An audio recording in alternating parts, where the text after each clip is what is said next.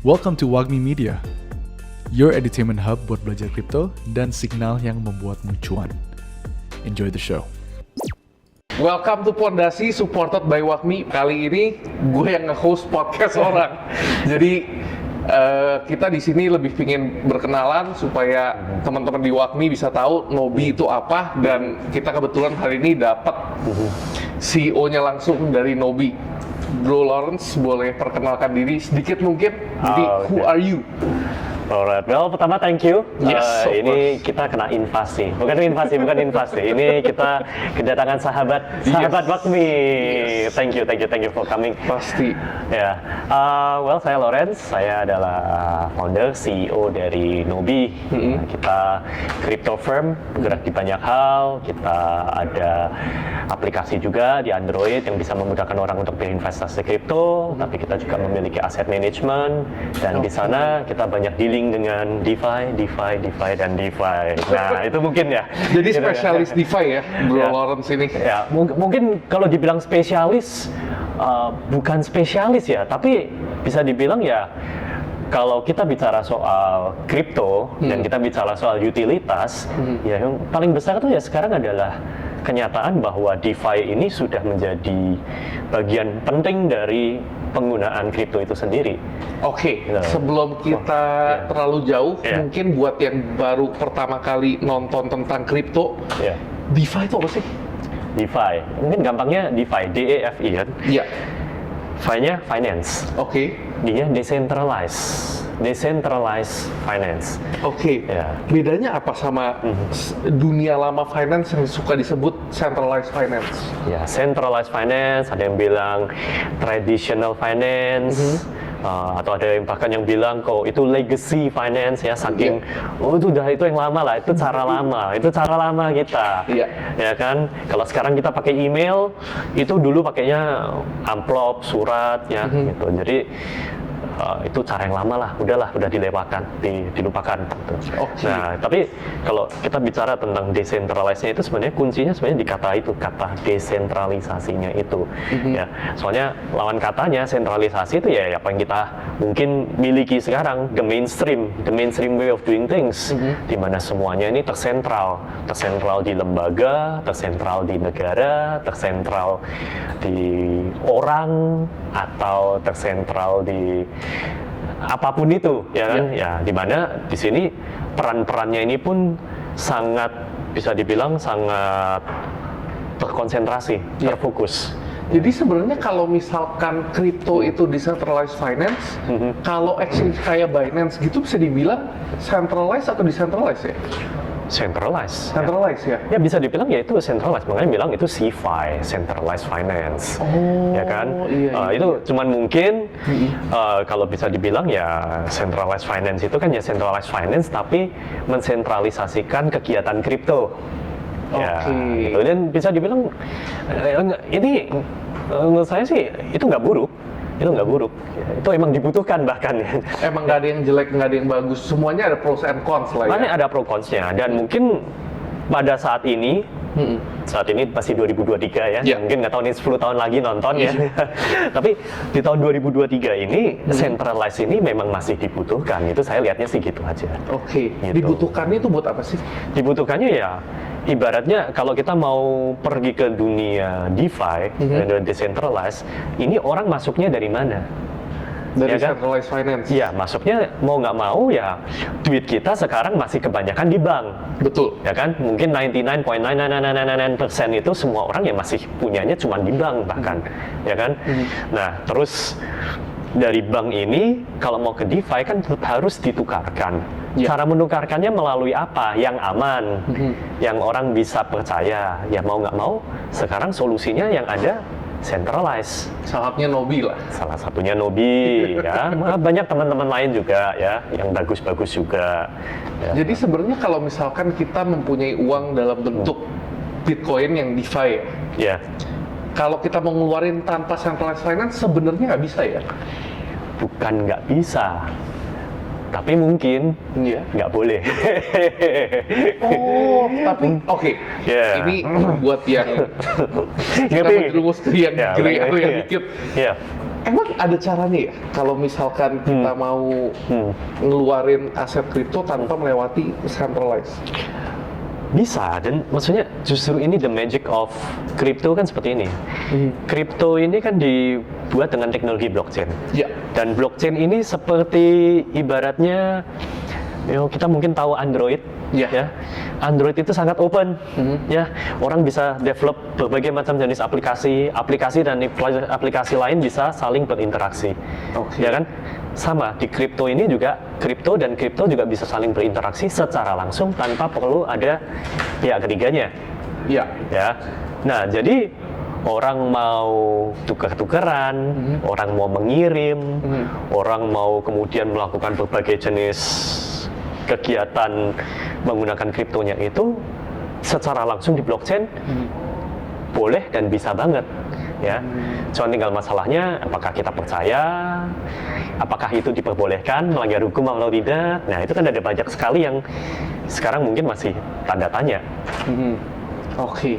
Ya. Nah, Bro Lawrence kan sebenarnya kalau kita lihat nih pengetahuannya bisa dibilang luar biasa lah. Mungkin Wah. top 1% Indo tentang kripto menurut saya sih udah pasti ada di sana. Dulu tuh pertama kali coba kita take a step back sedikit. How did you find out atau pertama kali denger atau investasi ke kripto tuh dari mana sih? Kalau kripto dulu saya mainnya mining. Oh, mining. Oke. Mining. Bitcoin. Bitcoin. Oh. Karena dulu kenalnya early 2010-2011. Ya, 2010 udah tahu. udah tahu dengar. Mulainya dari mining Bitcoin. Ethereum belum ada. Siapa yang kasih tahu kayak begitu? Ya, background saya technical. Jadi background saya dulu programmer, computer science, ya. Oke. Jadi saya dulu tertariknya teknologi. Dari 2010 tuh emang udah Iya. belajarnya computer science gitu. Betul, ya itu dari dulu sebelum itu ya. Tapi karena memang in the technology world itu kan sebenarnya informasi itu kan bergerak cepat sekali, ya. Jadi dulu kebetulan saya pernah kerja dulu di perusahaan namanya BitTorrent. Tahu nggak Dulu BitTorrent? pernah kerja di BitTorrent. Tahu, Tahu. itu legendaris. Itu one of the first, iya. Legend kan itu legend untuk decentralized file sharing, Yes. ya. Iya. Jadi karena pernah kerja di sana, ada teman-teman juga di sana yang semuanya memang ya namanya memang industri desentralisasi ya. Cuman waktu itu konteksnya adalah file sharing, decentralized file sharing. Yes. Tahu nggak salah satu inspiratornya Bitcoin itu ya adalah BitTorrent protokol itu sendiri. Karena sama-sama desentralisasi kan, cuman kegunakannya beda. BitTorrent dulu bosnya siapa ya? Cohen, ya. Itu juga yang Iya. pernah digosipin kemungkinan Satoshi ya. Salah satunya ya, cuman kemudian kan gosipnya kemana-mana, ada banyak sekali kandidat gitu kan. Ya. Kandidatnya banyak lah yang Satoshi Ya. Nakamoto. Betul. Tapi sebelum dari ke BitTorrent itu Ya. emang your first job is di BitTorrent itu, company itu. Not my first job. Oke. Jadi sebelum di BitTorrent juga pernah doing startups, terus juga pernah di Nationwide Financial. Ya, jadi my first job itu juga as programmers dulu itu di perusahaan financial juga. Jadi udah fintech banget lah. Ya, waktu itu belum ada tuh istilah fintech tuh. Oh, nggak ada. Belum ada istilah fintech, tapi memang ya everything is all about technology kan, gitu. Cuman itu centralized banget. Di situ saya pertama kali kenalan sama yang konsep namanya insurance, konsep namanya bond, konsep namanya loan, gitu. Borrowing and lending, interestnya itu gimana. Nah, itu semua ada dan itu semua dilakukan secara sentral. Gitu. Jadi tahu tuh di sana kalau everything itu ada pro cons-nya ya. Yes. Gitu. Nah, ini yang saya nggak tahu ya, itu kan many years ago kan gitu. And when Web3 happens, DeFi happens, then it's all like it's coming back full circle lagi nih gitu kan. Ternyata. Jadi abis dari centralized finance, you move to BitTorrent, gain a bit of knowledge about how decentralized file sharing Ya. itu bisa. Ya. Yang pertama kali nyebut kata Bitcoin itu siapa? Itu yang that's one of my favorite question. Bitcoin, I think Satoshi himself ya. I might be wrong ya, tapi the white paper kan written by Satoshi, ya kan waktu dia pertama kali keluar itu. Kalau nggak salah itu di forum Bitcoin ya. Dari Reddit ya ketemunya ya? Bukan dari Reddit, itu di bitcoinforum.org kalau nggak salah. Wah, itu jadul banget. Bitcoin Forum, Bitcoin Talks ya. Ada lah itu forum itu ada forumnya. Tahun 2010 punya ya itu ya. Itu that's like the one of old, it's the oldest forum crypto community lah di situ. Gitu ya. Jadi dari dulu abis tahu tentang Bitcoin Forum dan sebagainya itu langsung tuh mulai mining. Yes. Dan funny thing, I don't do it for money waktu itu. Oke. Cause Bitcoin itu nggak ada harganya. Pas 2010 ya? 2010, 2011 itu ya. Below $1. Below $1. Bayangin kalau positifnya sampai sekarang. Ya. So funny thing itu. Jadi I started early kan 2010 gitu kan. Tapi when I look back my wallets gitu kan, so I have few wallets lah yang waktu itu gitu kan. My oldest history track record is 2011 gitu. So I don't know mungkin itu di wallet sebelumnya lah yang udah nggak ke-track lah gitu.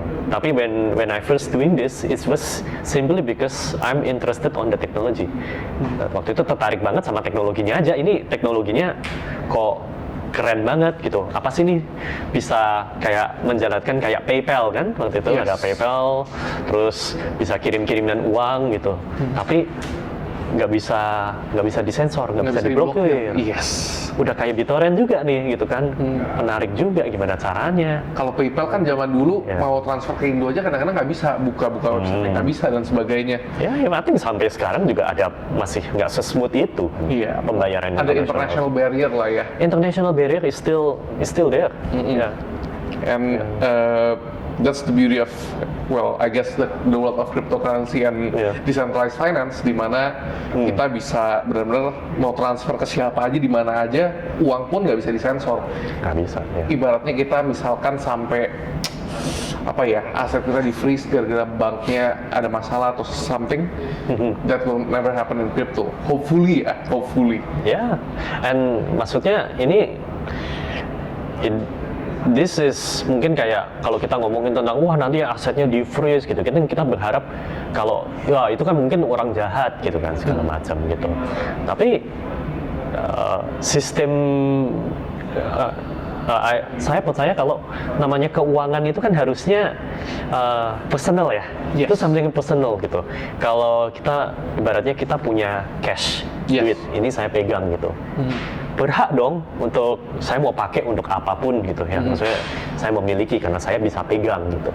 Tapi begitu kita percayakan itu melalui sistem perbankan atau jadi bentuk digital yang tersentralize gitu, mendadak kita lose control.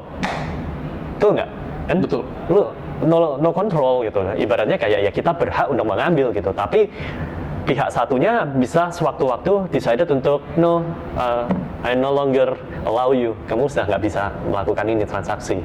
Kita kehilangan aksesnya. Bisa saja terjadi. Bisa banget. Nah, kripto ini yang pertama bikin saya sadar kalau namanya kripto ini basically uang tapi digital, tapi kita masih punya full control. Kayak cash tapi digital. Gitu. Betul. Jadi sebenarnya one of the main drivers that you like crypto tuh uangnya lebih berasa aman ya, lebih nggak bisa ada blokir bank, transfer gampang, dan juga you feel like you have complete control of your money. Is that correct? To some degree, maksudnya itu kayak cash kan dia. This is like cash tapi digital, dan mau pegang duit. Kalau cash mungkin duit 5.000 sama 500.000 aja udah kelihatan beda gitu. Tapi kalau ini kan nobody knows. Privacy-nya. Yes. About privacy, that's an interesting point. Jadi kalau kadang-kadang kan ada orang yang ini I'm just picking a random case di mana, for example, even myself, I rename my wallet into mofiman.eth, ya kan? Itu sebenarnya kalau misalnya kita mau ngomong privacy, there was a case di mana FBI sempat nangkep orang yang do illegal stuff online because they can track the wallet. Sebenarnya privacy di blockchain itu is it truly private atau sebenarnya kalau misalkan orang yang jago namanya on-chain analysis bisa nge-track orang gitu? It's actually trackable. Trackable. It's actually trackable ya. Of course, ada cara-cara ya untuk bikin itu jadi lebih susah ya kan. Orang ya saya nggak akan ngajarin di sini ya. Tapi intinya sebenarnya ya namanya orang mau ngumpetin ya ada aja kan caranya untuk bersembunyi gitu. Tapi kalau sebenarnya emang orang biasa saja, untuk transaksi biasa saja, sebenarnya apa sih yang mau ditakutin? Sebenarnya itu mungkin lebih ke arah decision kita sendiri untuk memutuskan ini kita mau open apa enggak? Betul. Ya kan kita mau misalnya tadi your wallet mau payment kan ya, gitu. That's your decision to call it like that, ya kan? Untuk ngebuka diri. Untuk ngebuka diri gitu. But maybe you have different wallets. Yes. Ya kan dengan nama yang lain yang disembunyi ya bukan sembunyi tapi ya privasinya nggak dibuka aja gitu. Iya gitu kan ya maksudnya sama aja gitu kan maksudnya kita punya sosmed ada yang public ada yang private. Betul. Ya mungkin some people really famous mulai nggak nyaman ya udahlah bikin beda another account. Another account gitu. I think it's like that dan uang itu very personal. Yes, I agree with that statement. Benar-benar itu analogi yang perfect dipakai untuk itu sih. By the way, kita di part 2 kita bakal ngomongin lebih tentang cuannya aja deh. Biar kita langsung ke dagingnya. Kalian dengerin ini bisa dapat apa dari sini.